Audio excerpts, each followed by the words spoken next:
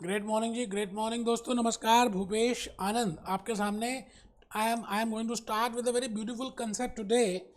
My self Bhupesh Anand, I am a qualified chartered accountant, qualified company secretary, qualified cost accountant, qualified ACC IFRS London CFA, अलग अलग different different I have done so many number of courses.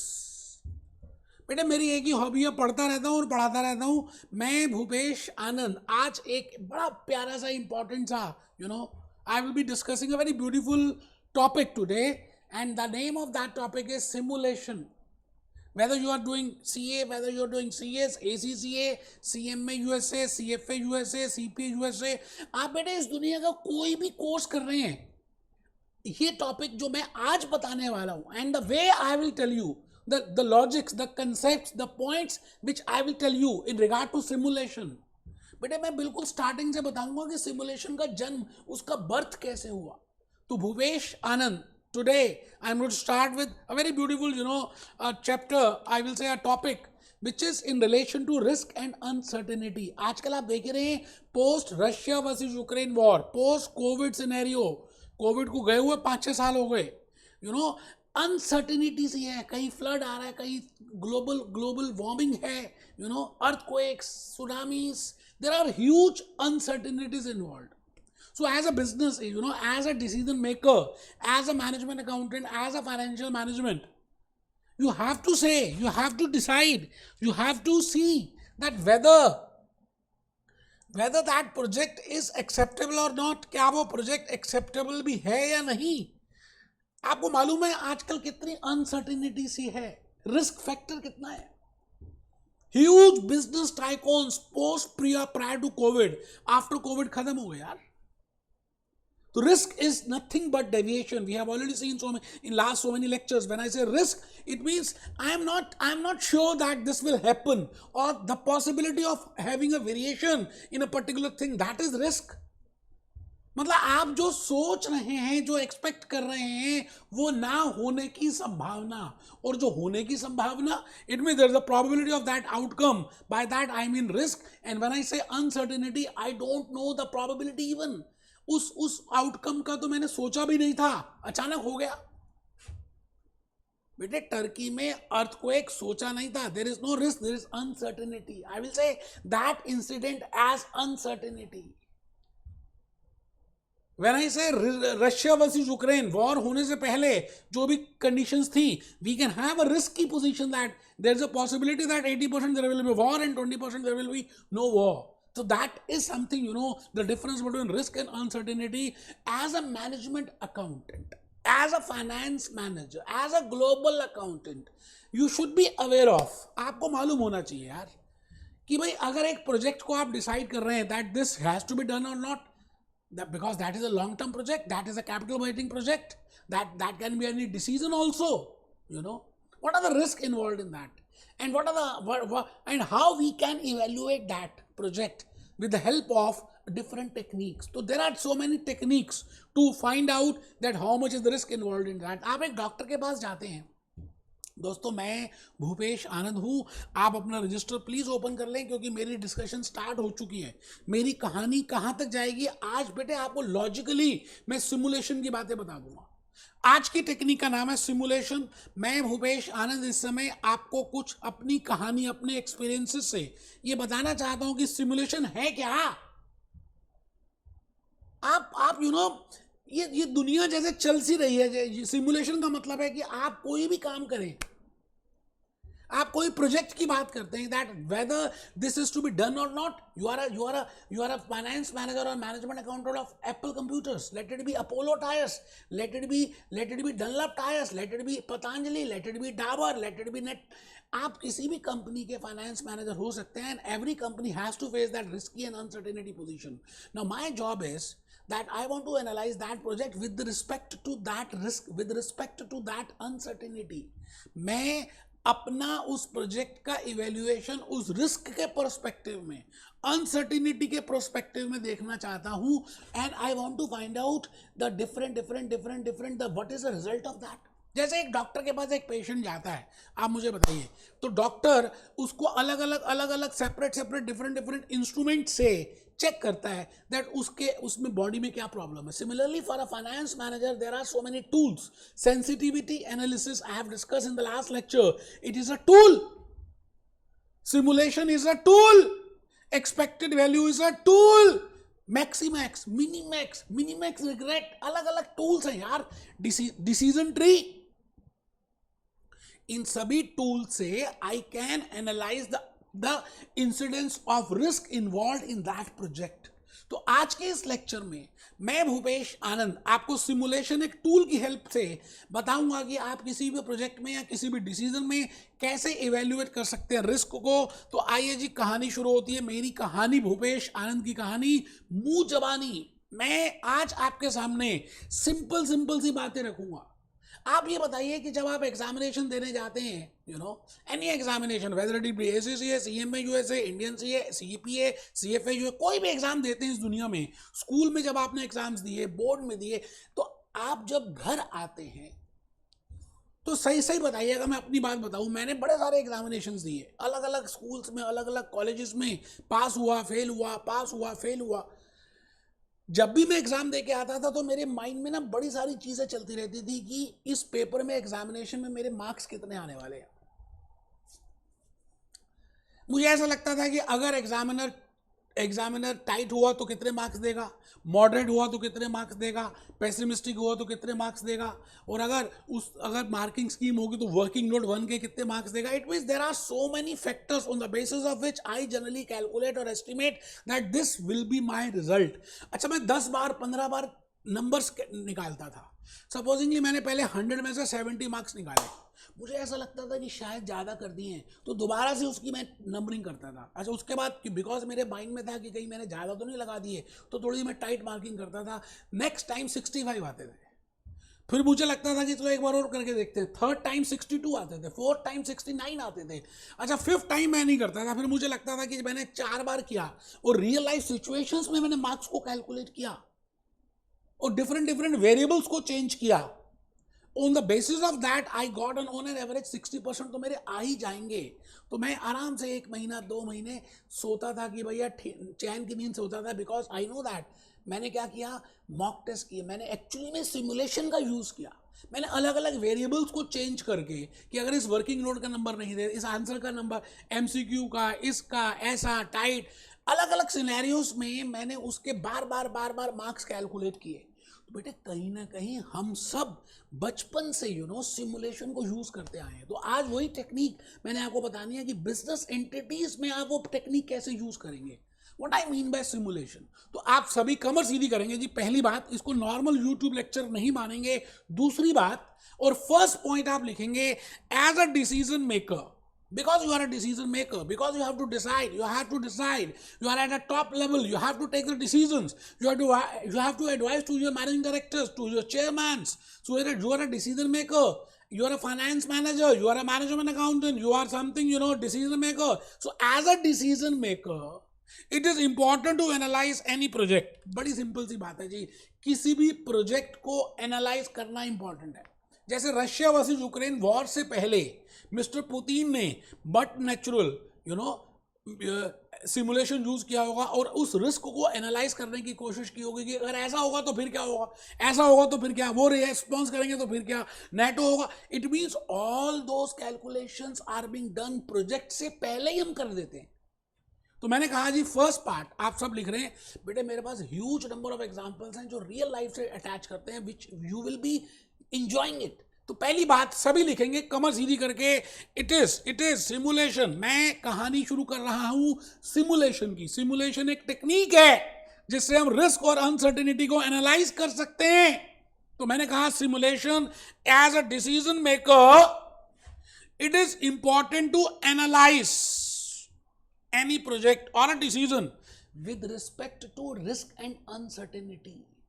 In today's parlance, in today's political war, in today's nuclear war, in today's scenario, in today's global, बेटे आप ये बताइए, as a business entity, Reliance जियो की बात करें या Apple computers की बात करें या आप हिंदुस्तान लेवर की बात करें, आज आप कोई भी कंपनी को देखें, कोका कोला को क्यों ना देखें, पेप्सी को देखिए, it means every company has to exist, has to assess his risk and uncertainty positions.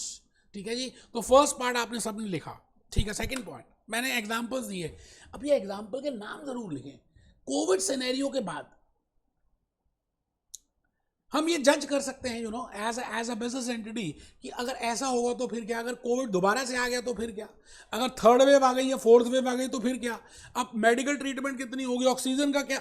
It means I can जज the different possibilities, I can change the different variables and I can see the result of that. तो मैंने कहा जी example में लिखेंगे post covid scenario, post Russia versus Ukraine war scenario, post examination scenario. मैंने अभी आपको example दिया, exam देने के बाद मैं क्या करता, तो हम सब ऐसे ही करते हैं कि भाई अलग अलग सिनेरियोज में अलग अलग बार बार मार्क्स निकालेंगे और उसके बाद ऑन एन एवरेज कैलकुलेट करेंगे। इट मीन्स वो अभी घटना हुई नहीं है, वो प्रोजेक्ट आपने एक्सेप्ट नहीं किया, आपको डिसाइड करना है कि वो प्रोजेक्ट एक्सेप्ट करें या ना करें। Now before accepting that, you are doing artificial, you are thinking that अगर हम ये इस प्रोजेक्ट को एक्सेप्ट कर लें और अगर x, this is a probability of having profit, or this is a probability of having sales, or this is a probability of having cost, and this is a probability of having profit, then what can be the different scenarios? मेरा actually में फिर life में on an average profit कितना होगा। तो मैं mock test कर रहा हूं, जैसे मिलिट्री को बात करें, इंडियन मिलिट्री करें, यूएस आर्मी करें, रशियन आर्मी करें, डिफरेंट अगर आप आर्मीज को देखें तो उनके मॉक ड्रिल्स होती रहती हैं। वॉर होता नहीं है, बट उनको वॉर की कंडीशंस में ले जाया जाता है और उनको उनसे प्रैक्टिस कराई जाती है, क्योंकि वो वॉर कंडीशंस भी वैसी होंगी जो वॉर कंडीशन से पहले वो जो प्रैक्टिस करते हैं, that is named as mock drill. Mock test आप देते हो, आप मुझे बताइए मॉक टेस्ट का मतलब क्या है। अगर उसी घंटों में in the same examination scenario if you are attempting their paper, आपने 5 बार मॉक टेस्ट दिए, एग्जाम देने से पहले तो देते हो, एग्जामिनेशन अभी हुआ नहीं है, आप एग्जामिनेशन की को चेक कर रहे हैं कि आपके मार्क्स कितने आ जाएंगे in this main examination. So before that you generally appear for the mock test. आपने मॉक टेस्ट ए दिया, फर्स्ट दिया, फिर सेकंड दिया, फिर थर्ड दिया, फिर फोर्थ दिया, फिर फिफ्थ दिया, all in that scenario, in that examination scenario, and you have got this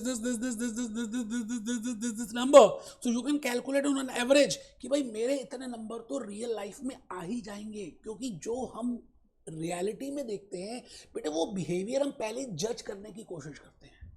उस प्रोसेस का नाम है सिमुलेशन। अभी धीरे धीरे बताऊंगा बेटे, पॉइंट नंबर 1 लिख लिया हो तो आप पॉइंट नंबर 2 में आएंगे। देखिए साथ साथ लिखना कंपलसरी, अगर आप ऐसे ही मेरे वीडियो को देखेंगे तो बेटे कुछ समझ आने वाला नहीं है। मैं भूपेश आनंद, मैं आपके सामने फुल एनर्जी के साथ इस समय टीच कर रहा हूं आपको, और आप घर में बैठ कर अगर लेट के पढ़ रहे हैं तो बेवकूफ हैं आप, लिख नहीं रहे तो महा बेवकूफ है। Second point, you have to write it down, what will be the decision, because there is a scenario of risk and uncertainty. So how to decide that? What will be the decision in case there is a change or the variation in more than one variable at the same time? अच्छा, आपने थोड़ा सा शायद मेरा sensitivity analysis का lecture attend किया होगा। In the sensitivity analysis मैंने आपको बताने की कोशिश की थी कि अगर एक वेरिएबल चेंज हो, या वो कौन सा इंपॉर्टेंट वेरिएबल है जिसके चेंज होने से पूरा प्रोजेक्ट हिल सकता है। I want to find out that phantom, I want to find out that Spiderman, I want to find out that Chacha Chaudhary, I want to find out that Krrish, that what is that important factor with the help of which if that variable changes my whole project will change, मेरा पूरा project change हो जाएगा। हम उस variable को निकालने की कोशिश करते हैं सेंसिटिविटी में। बट आपको क्या लगता है बेटे, रियल लाइफ में क्या एक ही वेरिएबल चेंज हो सकता है? There are so many variables. जैसे आप एग्जामिनेशन के लिए प्रिपेयर कर रहे हैं, सपोजिंगली रामलाल प्रिपेयर कर रहा है, एक तो ये है कि उसका हार्डवर्क, उसका लक फैक्टर, उसके साथ उसके घर में इलेक्ट्रिसिटी की प्रॉब्लम, उसका सेपरेट स्टडी रूम, उसका सेंटर पे पहुंचना टाइम से, पेपर देने वाले दिन, उसका different factors are related for a success और for that success of exams और for that success of that project. तो मैं आपको सिमुलेशन में ये बताने वाला हूं कि अगर उस प्रोजेक्ट को रिलेटेड 5 वेरिएबल्स हैं, मान लेते हैं there are 5 variables, selling price is a variable, variable cost is a variable, and let it be fixed cost is also a variable because that will change. Let it be inflation will be a variable. Let it be time span will be a variable. अगर ये पांचों बदल जाएं तो क्या फिर भी आप इस प्रोजेक्ट को एक्सेप्ट करेंगे? बेटे इसी का नाम है सिमुलेशन. हम हर चीज बदल डालेंगे, हर चीज में वेरिएशन कर देंगे, रैंडमली चेक करेंगे. आपने कभी टैरेट रीडिंग की बात की है? वो जो टैरेट रीडर होता है आपसे कुछ पूछता है, आप रैंडमली कुछ आंसर देते हैं. अच्छा, आपसे 10 क्वेश्चन पूछेगा, आप फटाफट आंसर दोगे और वो उस कार्ड से पता लगा लेगा कि आपके माइंड में क्या चल रहा है on an average, and then he will predict that this will happen. तो बेटे ये क्या है? दुनिया किस पे चल रही है? रैंडमली चल रही है, रैंडम नंबर्स पे चल रही है. आप एक काम को जब बार बार वैसे ही करेंगे तो रियलिटी में भी तो वैसे ही करेंगे. तो मैं सेकंड पॉइंट की बात कर रहा हूं. आप सभी ने सेकंड पॉइंट नहीं लिखा तो दोबारा से लिख लें. What will be the decision in case there is a change और the variation in more than one variable. एक से ज्यादा वेरिएबल में अगर बदलाव आ जाएगा तो क्या आपकी डिसीजन चेंज होगी या सेम रहेगी? हम उस चीज को निकालने की कोशिश कर रहे हैं. मैंने एक एग्जांपल दिया F9. कैपिटल बजटिंग में हम डिस्कस करेंगे कि भाई एक कैपिटल बजटिंग प्रोजेक्ट होता है, उसमें आउटफ्लोज होती है, उसमें मशीनरी खरीदनी होती है, उसमें वर्किंग कैपिटल इंट्रोड्यूस करनी पड़ती है, उसमें वेरिएबल कॉस्ट होता है, उसमें सेलिंग प्राइस होता है, उसमें लेबर कॉस्ट होती है, उसमें overheads cost. There are so many elements. On the basis of that we will analyze that whether that project is to be accepted or not. तो हम क्या करते हैं, उनको अज्यूम करते हैं कि भाई ये सेलिंग प्राइस इतना रहेगा, मटेरियल इतना रहेगा, लेबर ये रहेगा, वेरिएबल कॉस्ट ये रहेगा, फिक्स कॉस्ट इतना रहेगा, तो हमारा प्रॉफिट कितना आएगा, ये इन्फ्लेशन रहेगी, डिस्काउंटिंग रेट रहेगा, how much will be the profit. But the point is in this simulation हम ये सोच रहे हैं कि अगर सारे वेरिएबल्स जो उसमें मैंने यूज किए उनमें चेंजेस आ जाए तो फिर मेरा एक्चुअली में रिजल्ट क्या रहेगा. उस टेक्निक का नाम है सिमुलेशन. तो मैंने यहां पर एक एग्जांपल लिखा है जी. In a capital budgeting project, in a long term project, if there is a change in the selling price, if there is a change in the number of units sold, if there is a change in the material cost, if there is a change in the labor cost, if there is a change in the overheads, अगर इन सब में change आएगा तो फिर क्या होगा, उसको निकालने की बात को हम कह रहे हैं क्या? Simulation. That technique which will help to analyse that risk and uncertainty, that is named as simulation. तो मैं भूपेश आनंद आज आपके सामने उन्हीं बातों को डिस्कस करने वाला हूं. तो बेटे पॉइंट नंबर 3 लिख रहे हैं कि भाई जब हम मॉडल यूज करते हैं, जैसे मैं कहता हूं जो मैं क्रिकेट खेल रहा हूं तो क्रिकेट में एक बैट होगा, क्रिकेट में बॉल होगी, क्रिकेट में विकेट्स होंगी, क्रिकेट में एम्पायर्स होंगे, क्रिकेट में 13 प्लेयर होंगे, क्रिकेट की पिच होगी 22 स्क्वायर यार्ड की. It means these are the components of cricket. Similarly जब मैं बोलता हूं सिमुलेशन, तो बेटे सिमुलेशन टेक्निक को यूज करने के लिए उसके कुछ कंपोनेंट्स हैं. पहले हम उन कंपोनेंट्स को लिखते हैं. अच्छा वो कंपोनेंट्स हैं क्यों? अच्छा वो आए कहां से? अच्छा why we use it? Bhupesh Anand बताएगा. आप पहले third point I want to write down third point that what are the components of simulation model. तो सिमुलेशन मॉडल कंपोनेंट्स में फर्स्ट कंपोनेंट जो मैं यूज करूंगा उसका नाम है रैंडम नंबर्स. रैंडम मींस आपसे कभी भी कुछ भी ऐसे ही रैंडमली पूछ लेंगे. कंप्यूटर रैंडमली कोई नंबर निकालेगा और उस नंबर को हम देखेंगे. तो रैंडम देखेंगे. अभी बेटा रैंडम का मतलब ये कभी भी बिना सोचे समझे अनप्लान्ड, उसको बोलते हैं रैंडम. तो हम कुछ रैंडम नंबर्स का यूज करने वाले हैं. अच्छा ये रैंडम नंबर्स आए कहां से थे? आपने कभी कैसीनो की गेम देखी होगी मूवीज में, या गोवा में गए हो, या आप नेपाल गए हो, या आउट ऑफ इंडिया तो कैसीनो चलता है. अभी मैं आपको उसकी इमेजेस दिखाऊंगा. तो उसमें नंबर्स होते हैं. वो बॉल किसी भी नंबर पे आ जाए तो दैट इज रैंडम. तो वो एक्चुअली में ना कैसीनो का कंसेप्ट आया था मोंटे कार्लो से. एक व्यक्ति था मोंटे कार्लो उसका नाम था. उसने एक कैसीनो का लॉजिक निकाला था. तो वहां से हमने रैंडम नंबर्स की बात की और रैंडम नंबर्स के लिए आई will be using Monte Carlo. तो अभी देखेंगे. आप पहले फर्स्ट कंपोनेंट लिखे जो रैंडम नंबर्स. उसमें लिखा मैंने टैरेट कार रीडर, कैसीनो की बातें की, मोंटे कार्लो की बातें की, मॉक टेस्ट की एग्जांपल्स मैंने आपको बता दी, मॉक ड्रिल की बातें की, एंड मोटर कार लर्निंग की बातें की. अभी मैं एक मूवी एक आपको वीडियो दिखाऊंगा with help of which you can understand what I want to say in regard to random numbers. अभी आप लिख रहे हैं, आपने 3 बातें लिखी हैं, आप थर्ड पॉइंट लिख रहे हैं. आपने ऊपर लिखा simulation model components. A random numbers. With in random numbers आपने लिखा tarot car reader, casino, Monte Carlo. अभी मुझे नहीं पता है क्या है, बस आप लिख लो जैसे मैंने लिखा, आप बिल्कुल वैसे लिखो. ठीक है जी, मॉक टेस्ट, फिर आप mock test of a student, mock drill of a Indian army और यूएसए आर्मी, कुछ भी। Second component is underlying probability distribution. मैं बताऊंगा उसमें से कुछ की वेरिएबल्स होंगे, हम उसकी प्रोबेबिलिटी डिस्ट्रीब्यूशंस निकालेंगे कि भाई उसके होने की संभावनाएं कितनी है। आप ये बताइए कि मेरे को कुछ फिगर्स गिवन होंगी सेल्स की, मेरे ये लेक्चर्स इतने बिकेंगे, इतने बिक सकते हैं, इतने बिक सकते हैं। मैंने लेटेड भी 3 इंटरवल्स बना दिए कि 100 तक बिकेंगे विद इन 1 मंथ, 100 से 250 तक बिकेंगे विद इन 1 मंथ, 250 से 300 बिक सकते हैं within 3 month. So there are 3 scenarios. तो मैं लास्ट एक्सपीरियंस से, पास्ट एक्सपीरियंस से जज करूंगा कि भाई लास्ट मंथ कितने बिके थे, या लास्ट ईयर सेम मंथ कितने बिके थे, या लास्ट ईयर सेम मंथ कितने बिके थे। तो मैं कुछ fix percentage of probabilities calculate कर लूंगा। It means it is very easy to find out with help of the past experience. आप ये बताइए कि जो आपका दोस्त है, आपका वो दोस्त बचपन से है, तो क्या आप उस दोस्त के बारे में जानते नहीं हैं? स्कूल में भी था, कॉलेज में भी है, अभी भी है, तो आप उसके बिहेवियर को नहीं जानते, तो आप उसकी क्या प्रोबेबिलिटी को चेक नहीं कर सकते? क्या आप उसकी प्रोबेबिलिटी नहीं निकाल सकते कि उसको गुस्सा कितनी बार आता है, या खुश कितनी बार होता है, या नॉर्मल कितनी बार रहता है? तो प्रोबेबिलिटीज हम कैलकुलेट कर लेंगे। सेकंड कंपोनेंट है, हम प्रोबेबिलिटीज डिस्ट्रीब्यूशन का इस्तेमाल करने वाले हैं। किसमें? सिमुलेशन में। तो कंपोनेंट्स हम देख रहे हैं कि भाई मुझे सिमुलेशन यूज करनी है, तो उसमें क्या क्या कंपोनेंट हो सकते हैं। पहला कंपोनेंट है रैंडम नंबर, मोंटे कार्लो का हम यूज करेंगे। दूसरा है बेटे हम क्या करेंगे, दूसरे में उसकी प्रोबेबिलिटीज कैलकुलेट करेंगे। थर्ड कंपोनेंट, अच्छा प्रोबेबिलिटीज में 3 बातें लिख लें, ऑप्टिमिस्टिक भी हो सकता है। अच्छा आप किसी भी आप पेपर देकर आए, आपको लगता है ना कि यार मेरे 80% मार्क्स आ जाएंगे, मेरे 60% आएंगे, मेरे 40% आएंगे, let it be 3। Ramlal paper दे के आए, ये आप नहीं दे के आए। It means I can have 3 times of scenarios, और it can be more than that. But the point is, I can say it is an optimistic scenario, it is a most likely scenario, it is a pessimistic scenario, कुछ भी हो सकता है। ये तो खाली समझाने के लिए मैंने लिखा है। Component B अगर आप देखें तो मैंने लिखा है जी underlying probability distributions.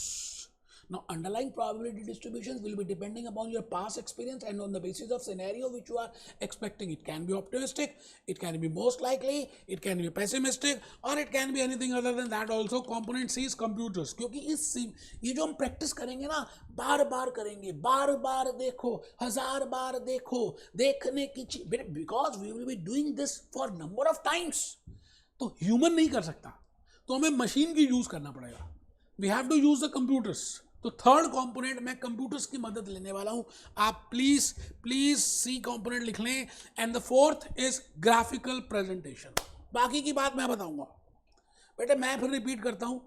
In using simulation I will be using 4 components, 4 components का इस्तेमाल करेंगे। एक तो रैंडम नंबर्स, क्यों करेंगे भूपेश आनंद बताएगा। Probability distribution, why and how, Bhupesh Anand will tell you. Third is computer, because I have to do this, I have to repeat it so many number of times. And the fourth is I will be using histogram, or I will be using polygon, I will be using curves, and on the basis of that I will decide that what is better. तो मैं आ गया जी आपके सामने last point में, फिर मैं एक case study लूंगा और पूरी बातें सारी समराइज कर दूंगा। बेटे इस बात का दावा है, आप मेरा सिमुलेशन अटेंड करें और बाकी किसी भी टीचर का अटेंड कर लें, मेरा एनर्जी लेवल, मेरे लॉजिक्स, मेरी बातें, मेरे सिंपल एग्जांपल्स आप कंपेयर करें और आपको लॉजिकली पता चल जाएगा। अभी मोंटे कार्लो की फोटो दिखाने वाला हूं, कैसीनो की बातें करूंगा, अभी बड़ी सारी बातें करनी है। लास्ट पॉइंट है, इसके बाद केस स्टडी में आएंगे। Fourth part is what are the features of simulation.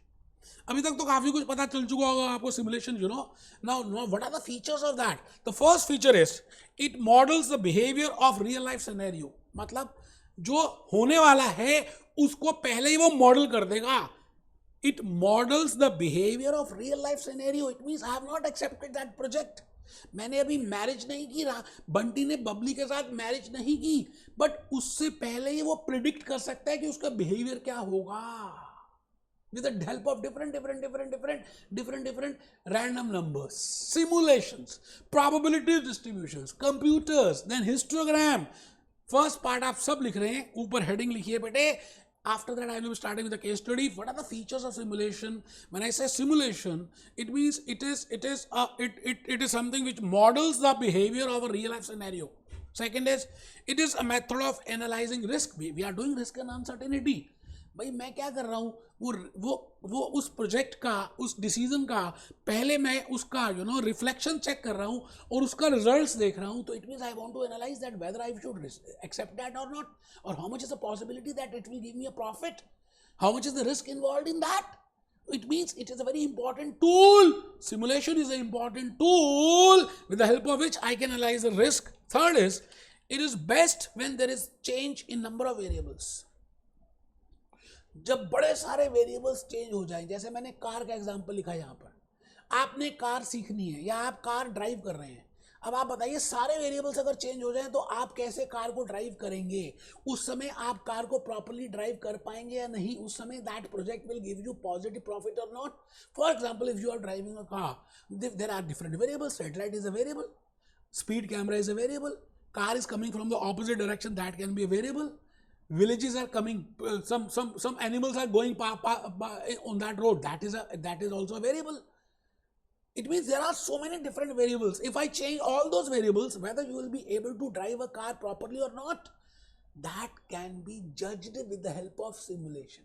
मैं वही बात बताने वाला हूं. तो आप लिखेंगे जी C point, it is best when there is a change in the number of variables. It is best when change in the number of variables. जैसे मैंने कार का एग्जांपल लिखा, मैंने कहा जी car is coming from the opposite side, speed cameras हैं, high speed in highways हैं, red light है, एनिमल्स आ रहे हैं, है ना, विलेजेस आ रही हैं, हाईवे में चल रहे हो. तो there are so many variables. अगर सब वेरिएबल्स चेंज हो जाएं तो तब भी आप प्रॉपरली कार को ड्राइव कर पाएंगे पेशेंटली और नॉट. इस चीज को निकालने के लिए if in real life business scenario I want to find out for a project, I will be using simulation because simulation will help me in predicting that behavior. ठीक है सर, बहुत बढ़िया. लास्ट पॉइंट में आ गया जी. The model to model the real life scenario we will be using Monte Carlo. मैं अभी कैसीनो की बातें करूंगा, मैं अभी जुआ खिलाऊंगा आपको, गैम्बलिंग की बातें करेंगे, प्लेइंग कार्ड्स की बातें करेंगे, ओपन फ्लैश की बातें करेंगे. मैं कैसीनो ले जाऊंगा, नेपाल ले जाऊंगा, गोवा ले जाऊंगा, अमेरिका ले जाऊंगा और वहां कैसीनो खिलाऊंगा.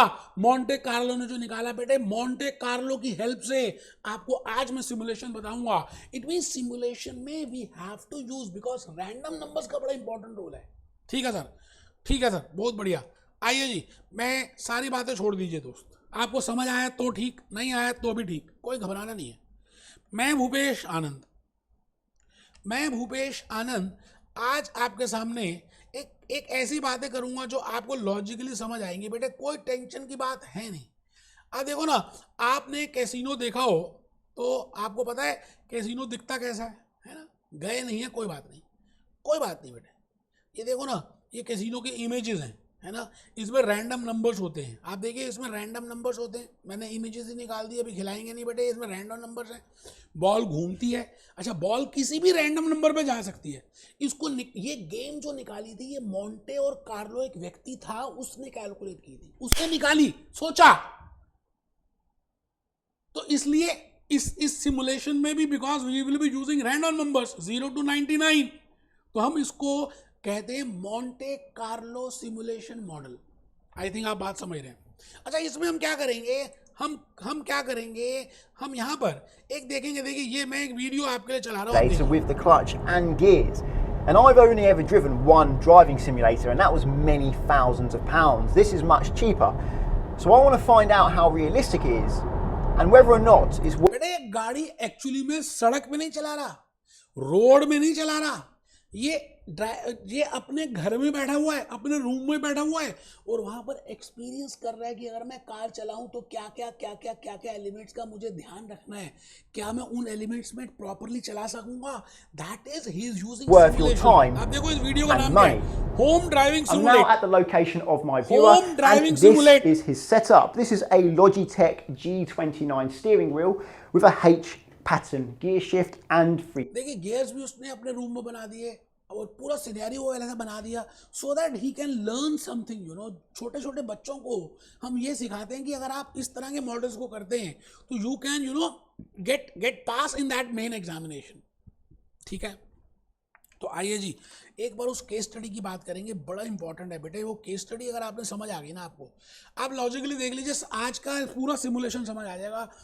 अब आपका ध्यान से बैठना, spinal cord should be straight.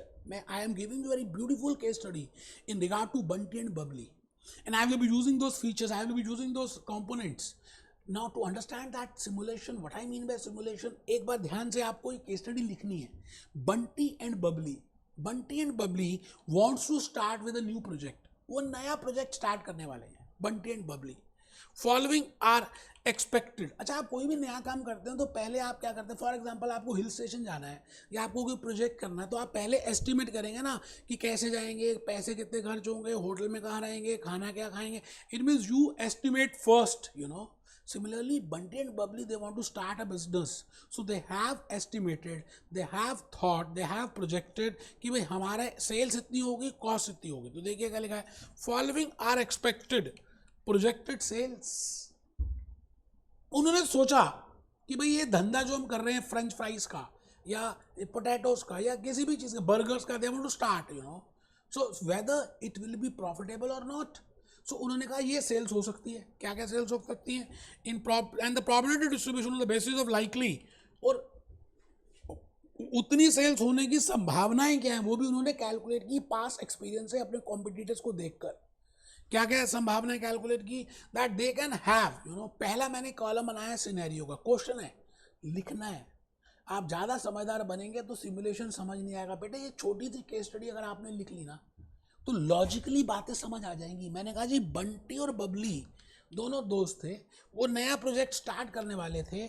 उन्होंने कहा following are the expected projected sales और the key variables with probability distribution on the basis of likely outcome or occurrence. With probability distribution on the basis of likely outcome or occurrence. क्या थी, sales optimistic अगर हैं तो sales के chances है 30%. अच्छा, फिर सेल्स कितनी होगी, $2 लाख. अगर मोस्ट लाइकली हैं तो 50%, तो सेल्स कितनी होगी, $5 लाख. आप पेसिमिस्टिक हैं तो 20% ऑकरेंस होगी. टोटल आपको पता ही है प्रोबेबिलिटी 100% होती है. अच्छा, प्रोबेबिलिटी की मदद इसलिए ले रहे हैं कि हम रैंडम नंबर्स अभी अलॉट करेंगे on the basis of probabilities. अच्छा, ये प्रोबेबिलिटीज आएंगी कैसे, पास एक्सपीरियंस से, कॉम्पिटिटर के एक्सपीरियंस से, मार्केट ट्रेंड से. वी कैन ईजिली सी कि भाई ये हो सकता है. एवरेज ओनर अंदाजा तो लगा ही सकते हैं, है ना. जैसे हम कहते हैं कि एक पर्टिकुलर कोर्स में बच्चों को इतने साल लग जाते हैं, तो ऑन एन एवरेज हमने 1000-2000 बच्चों के कैलकुलेशंस की एंड वी हैव कैलकुलेटेड कि भाई ये प्रोबेबिलिटी है.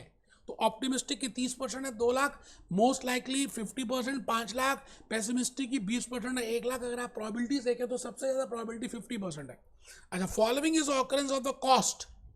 बबली ने और बंटी ने कॉस्ट की कैलकुलेशन भी की और उन्होंने कहा जी 80% चांस है कि कॉस्ट हो 1,50,000 क्योंकि लेबर आपको चीप मिलेगी. अच्छा, 20% चांस है कि आपकी कॉस्ट है 1,80,000. So there are three scenarios in case of sales and 3 scenarios in case of cost.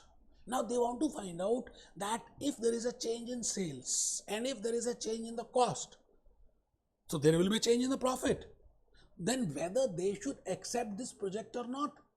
Simulation ये बात नहीं बताएगा कि आपको ये एक्सेप्ट करना है या नहीं. सिमुलेशन ये बताएगा कि अगर ये सारे वेरिएबल्स बदल जाएं तो आपकी ये प्रोजेक्ट रिस्की है या नहीं, या कितना रिस्की है ना. उसके बाद वो आपके ऊपर आता है कि आप रिस्क, आपकी risk, how much is the risk bearing capacity.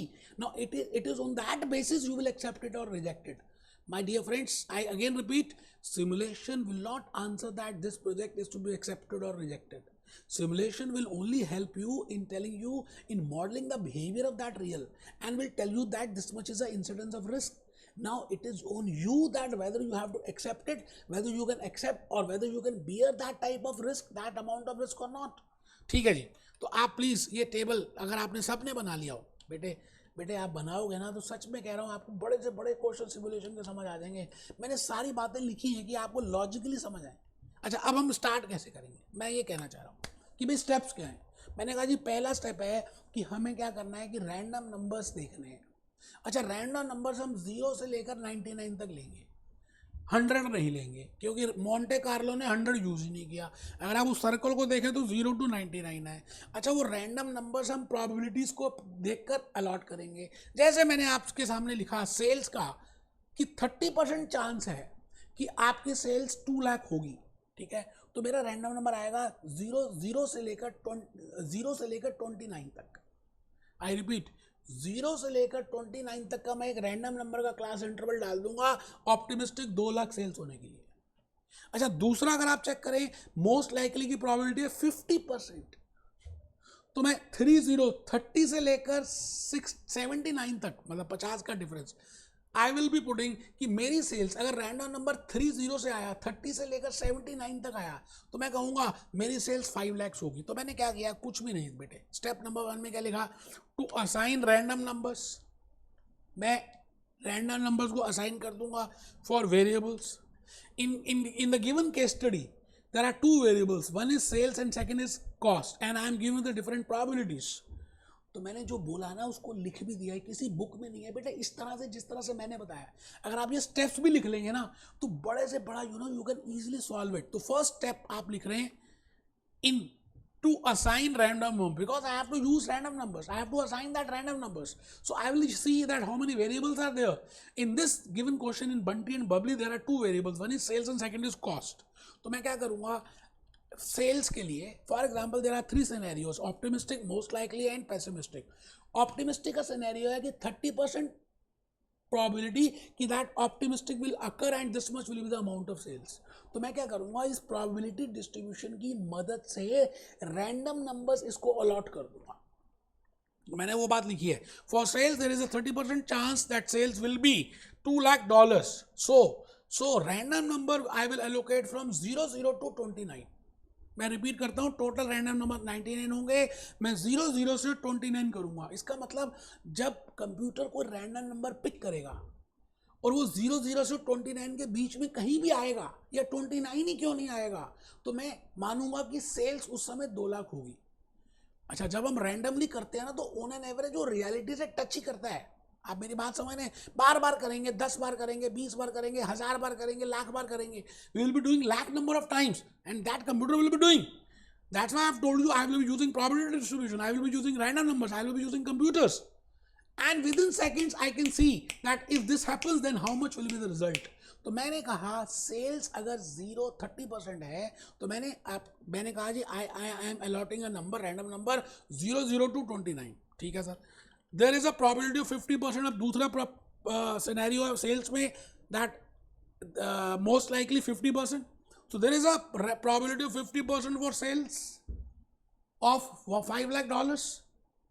तो मैं उस 50% के लिए क्या करने वाला हूँ, सो random number will be from, अब 30 तक तो मैंने ऊपर अलॉट कर दिया ना, 29 तक, तो 30 से लेकर 79 तक मैं अलॉट करूंगा इस पर्टिकुलर, इस प्रोबेबिलिटी डिस्ट्रीब्यूशन मोस्ट लाइकली को। इट मीन्स अगर 78 आ गया तो मैं मानूंगा सेल्स विल बी 5 lakhs। अभी वो करके दिखाऊंगा आपको। मैं अभी जस्ट सिंपल सी बातें बता रहा हूँ कि how I will find out the random numbers. कई बार आपके एग्जामिनेशन में वो रैंडम नंबर्स गिवन होंगे, but you should know that how I have allotted that. तो मैंने ग्रास रूट से बता रहा हूँ। थर्ड देखिए, थर्ड केस देखिए, इफ सेल्स आर फ्रॉम 30 ले ली, 50 ले ली, 20%, तो वो कहाँ से होगी, 80 to 99। मैंने कहा 99 तक नंबर्स होते हैं। तो similarly for pessimistic sales 1 lakh, there is a 20% chance, so random number will be from 80 to 99। इसी तरह से बेटे ये बातें भी लिख दी जो मैं बोल रहा हूँ, किसी बुक में नहीं है। इसी तरह से आई विल गिव और allot random numbers to cost. Now there are 2 scenarios in cost. Then one is that 80% chance that this will be the cost and 20% chance that this will be the cost. For 80% I will be giving 00 to 79, and for 80%, for 20% I will be giving 80 to 99. वही बात लिखिए। For cost also we will allocate random numbers from 0 to 79 and 80 to 99. I think आपको ये बात समझ आ रही है। तो पहला काम हम क्या करेंगे, मोंटे कार्लो के रैंडम नंबर्स प्रोबेबिलिटी डिस्ट्रीब्यूशन की मदद से करेंगे। अभी तक अगर नहीं भी समझ आया, नो इश्यूज फॉर दैट, अभी धीरे धीरे पता चलेगा कि मैं करने क्या वाला हूँ। बेटे पूरे क्वेश्चन को मैंने सॉल्व किया है। स्टेप नंबर 3, नाउ कंप्यूटर, अब कंप्यूटर क्या करेगा, एक नंबर पिक करेगा। जैसे हम तंबोला खेलते हैं, है ना, कोई भी नंबर आ जाता है, तंबोला में कोई भी नंबर होता है ना, आप ये बताइए 88 अगर आपका है तो आप क्रॉस कर देते हैं, फिर दूसरा नंबर आता है 3 क्रॉस कर देते हैं, तो कई बार स्टार, कई बार लाइंस, कई बार हाउसफुल हो जाता है। No it is random number, tambola random number, 99 तक नंबर्स होते हैं। Similarly in simulation, Monte Carlo, casino, I will be using up to 99। तो कंप्यूटर कोई भी एक नंबर को पिक करेगा, ठीक है जी। ना computer will pick a random number. In case of sales there will be maximum choice of picking from. अब बेटे सेल्स में क्योंकि 50% चांस है कि वो 5 लाख की सेल्स होगी, है ना, और उसका रैंडम नंबर है 30 to 79, you know, it means but natural है कि ज़्यादा प्रोबेबिलिटी होगी, हम जो भी नंबर चूज करेंगे ये संभावना ज़्यादा है कि वो शायद 30 to 79 के स्केल में आए, क्योंकि वो बहुत बड़ा स्केल है। आप मेरी बात को समझ रहे हैं? मैंने अज्यूम किया let the number be, suppose computer picks a number named as 75। Computer ने 75 का नंबर पिक किया। अच्छा, अब 75 हम चेक करेंगे कि कौन सा रैंडम नंबर में आ रहा है, कौन सा स्केल में आ रहा है। It is from 30 to 79। It means sales will be 5 lakhs।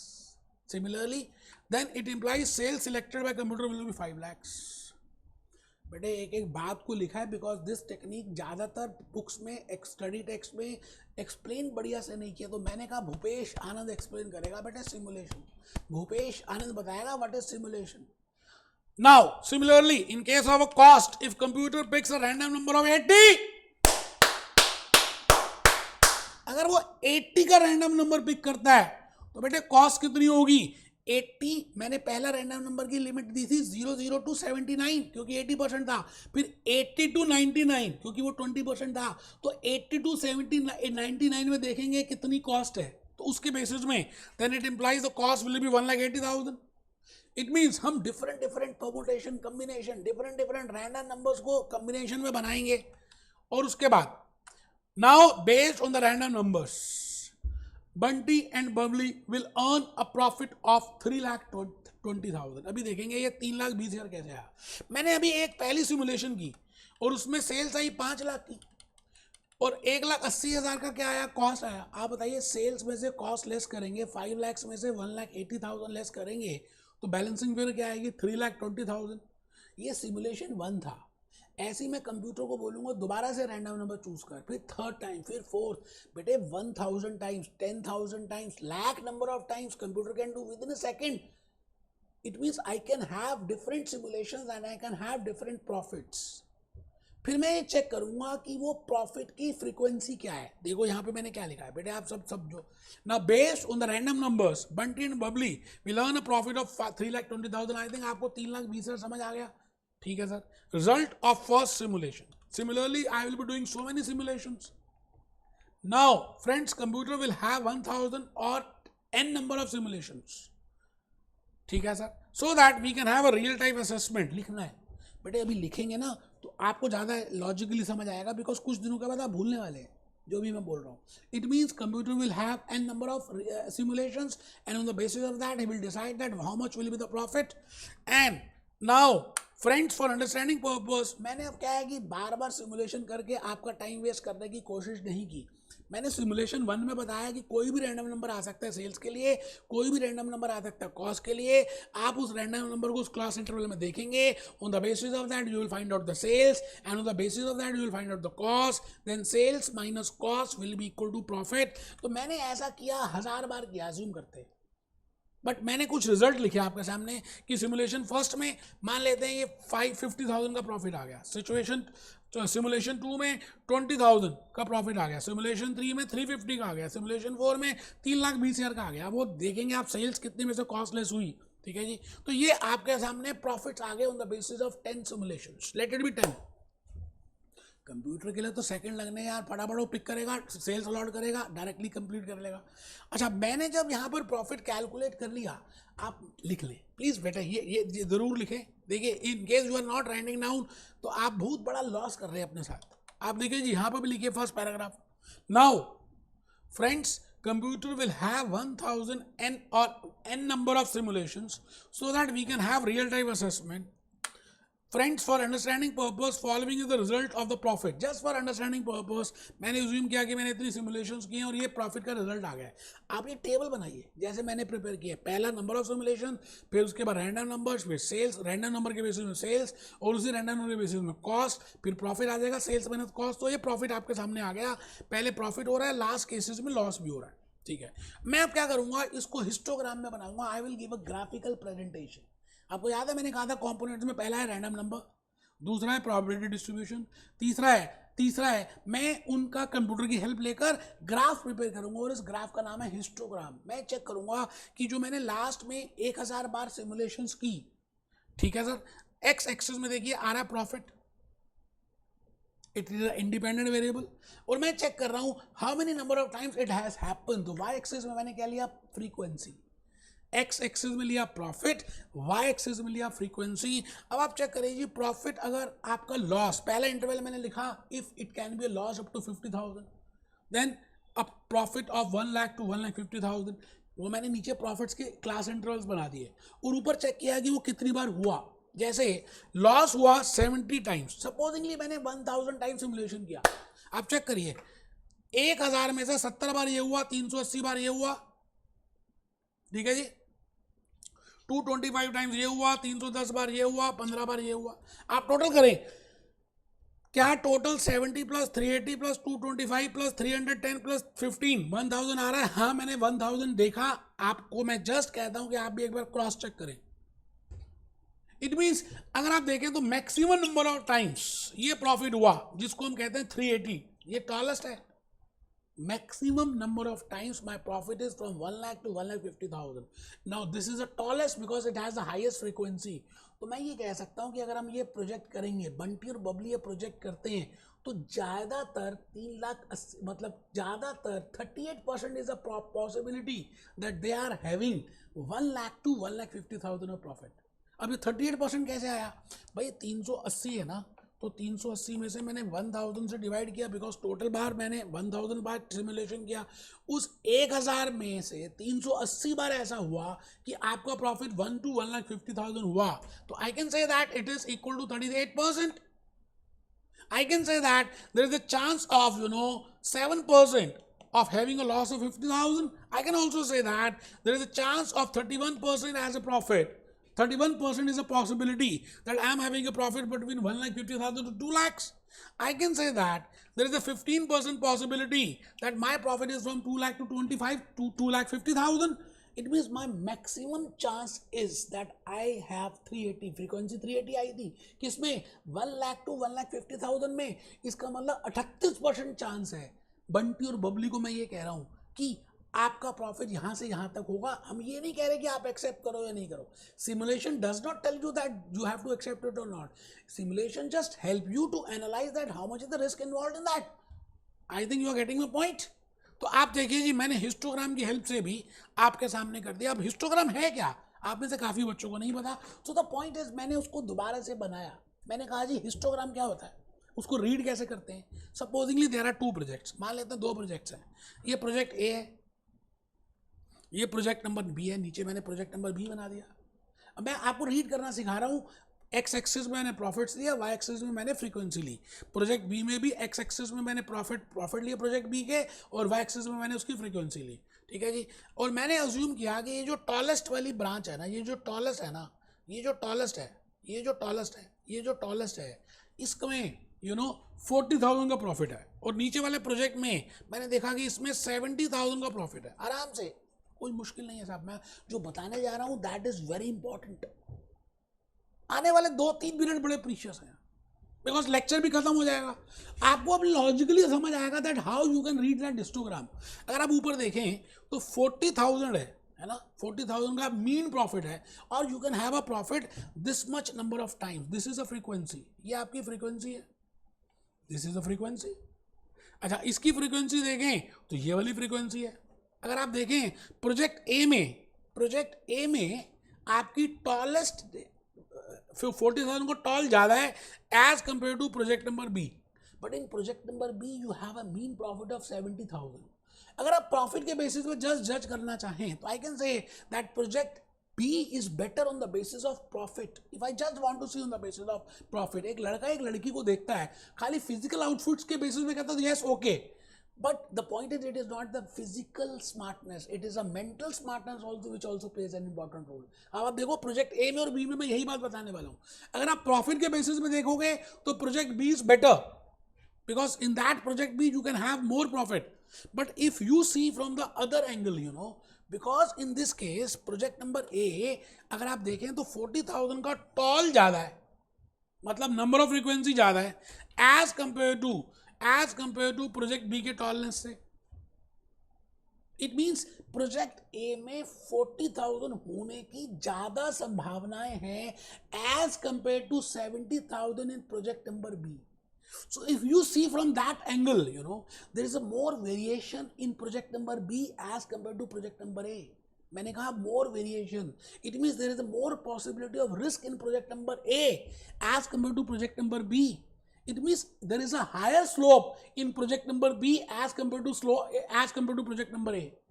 मैंने 3-4 बातें बताई. आइए इसको मैं और ज़्यादा एक्सप्लेन करता हूँ कि मैं कहना क्या चाह रहा हूँ. मैंने इसको क्या किया, इसके नॉर्मल कर्व्स बना दिए, छोड़ दिया बार्स. मैंने कहा late it be like this. जो 40,000 वाला था उसकी मैंने टॉप कुछ कम रखा और जो 70 वाला था मैंने उसको टॉप ज़्यादा रखा क्योंकि उसमें प्रॉफिट ज़्यादा हो रहा है. अगर आप ध्यान से देखें तो बेटे ये स्लोप देखिए, इसकी स्लोप देखिए, है ना. इसमें देखिए तो इसके अगर मैं वेरिएबल्स को अलॉट करूं तो इसमें ज़्यादा डेविएशन दिखेगा एज कंपेयर टू यहाँ पर जो पॉइंट्स सेग्रीगेटेड हैं, है ना. ये कुछ दूर तो हैं बट मीन से ज़्यादा दूर नहीं है, 40,000 से ज़्यादा दूर नहीं है. But if I see second graph जो टॉलर है, प्रॉफिट तो ज़्यादा हो रहा है बट रिस्क भी ज़्यादा है. I know that risk and return are directly related with each other. My dear friends, simulation से आपको ये पता चलेगा कि वो प्रोजेक्ट रिस्कियर है या नॉन रिस्कियर है या हाई रिस्की है, and then you can compare with your risk tolerable limit and you can find out that whether it is to be accepted और नॉट. आई थिंक आप मेरी बात को शायद समझ पा रहे हैं. तो सिमुलेशन एक टेक्निक है बेटा, with the help of which we can analyze the risk, we can find out that how much is the incidence of risk, and then on that basis we can take a decision. बेटे अभी तो आज मैंने just simulation के बारे में बताया. अभी नेक्स्ट लेक्चर में मैं आपको और भी ज़्यादा केस स्टडीज कराऊंगा and I will be giving you, you know, I will be telling you what are the positives of simulation, what are the negatives of simulation. आज तो ये समझ लीजिए ट्रेलर था यार सिमुलेशन का, मैंने आज ट्रेलर दिया है. अभी तो रात बाकी है, बात अभी बाकी है. अभी हम नेक्स्ट लेक्चर में और ज़्यादा डीपनेस में जाएंगे दैट व्हाट इज सिमुलेशन. और ज़्यादा मैं आपको बटरफ्लाई स्विमिंग करके दिखाऊंगा that this is simulation. I have just given you a brief introduction in regard to simulation with the help of this Bunty and Bubbly. I think आपको कुछ बातें तो समझ आई होंगी जो मैंने बताने की कोशिश की. I have given you so many real life examples. तो मिलते हैं बेटे नेक्स्ट लेक्चर में, मिलते हैं और ज़्यादा सिमुलेशन को समझेंगे.